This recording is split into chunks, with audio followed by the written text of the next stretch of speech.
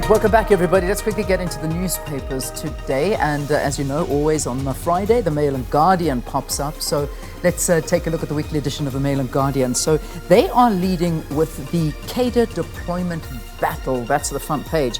The ANC dodges a bullet for now, but the DA has plenty of ammunition. Okay, interesting layout of the paper today. I'm reading between the lines. I'm trying to have a look and see where they're going with it, but maybe I'll sort of open it up and read it. But yeah, okay, so that's the Mail and Guardian, so we'll read that story. Then on the sidebar there, Zululand, the king wants control. Dilapidated school, how 10 million was squandered. All right, we need to find out what school that is. And then behind the Treasury's move to tap Forex Reserve. That's on the budget. And James Small, how he lost his life long before he died. So that is the sad story they're looking at there, but that's the front page of the Mail and Guardian. All right, moving on to Business Day.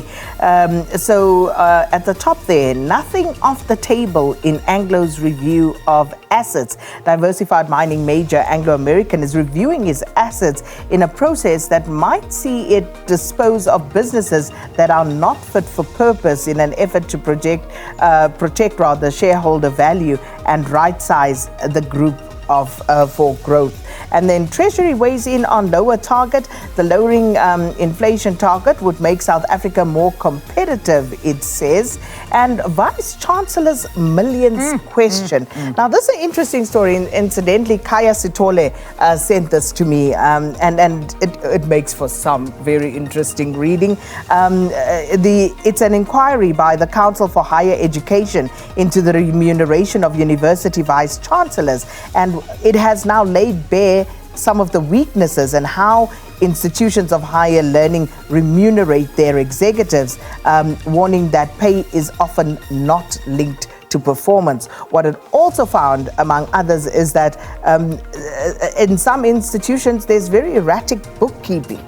So, that was quite revealing. And when we look at how much people are actually paid, whoa, Leanne, University of Limpopo was found to have paid about 3.7 million to its vice-chancellor in 2017 to rectify lost benefits. No. So they're going to say like he didn't claim certain benefits. Then they paid him and then he was appointed again. One of the vice-chancellors earned something like, I think, in the region of 9 million all together. That blows my mind. And there's no maybe we must talk about this. Maybe it's a very interesting one. 9 million a year to be a vice chancellor. Is that? Listen, there's lots of benefits, like the one that I just quoted with the university in Limpopo. Like you look at these things and you're like, why? Man, but you've got students sleeping on the floor, desperate because there's just all right. Let's not begrudge people's remuneration. No, but definitely a talking point there. All right, quickly into the Star we go. So here's a big expose. I'm not sure those that are reading or are the people in it are going to be too happy. How Terry and Co looted the lottery. So they go into detail as to how this scandal unfolded, and it's a big picture there of Terry Peto and a plot in Walkerville, south of Johannesburg, believed to be owned by Dimokatso, sister of award-winning actress Terry Peto, who, with others, is being investigated by the SIU over allegations of corruption and maladministration at the National Lottery Commission. This follows the alleged misappropriation of 5 million rand grant from the NLC intended for this poultry farm. So they go into detail and have a look at all the false pretenses that were happening there.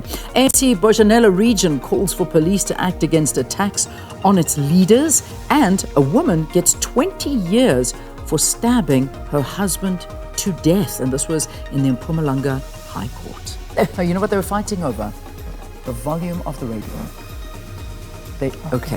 I heard that story and I couldn't believe it, but unfortunately. Right, so please keep the TV volume at a decent level. All right, moving on to Citizen, we're just getting poorer. Even though income tax, the fuel levy and VAT are not increased in this year's budget. Tax brackets were not adjusted in line with inflation, which means that workers are actually earning less in real terms. Now, many question whether these tax breaks will last much beyond the elections in May. Also, a picture there, grief-stricken, it says, solemn pupils watch as the coffin of world marathon record holder Kevin Kiptum arrives at a school that he attended during a memorial ceremony in the village of Chepkorio in Kenya yesterday. Very sad story, that one. And also, Zuma stabbed himself, Mbalula, another swipe at the former president for leaving the ANC, and government body to cut red tape, reforms to fast track and boost infrastructure. All right, let me quickly go through the Sowetan for you, the final paper we have. Cadre deployment, don't blame ANC.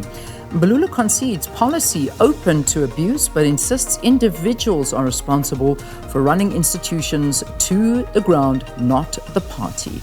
All right, and there, of course, is a picture of the SG and First Deputy Secretary General Nomvula Mokonyane at Moses Mabhida Stadium in Durban. And the party, of course, as we heard, is hosting their election manifesto at this venue on Saturday. And then on the side there, Mikasa's Dr. Duda on new solo path, and Tuso Motoaung off air but not fired. That's according to the SABC, a statement that was released.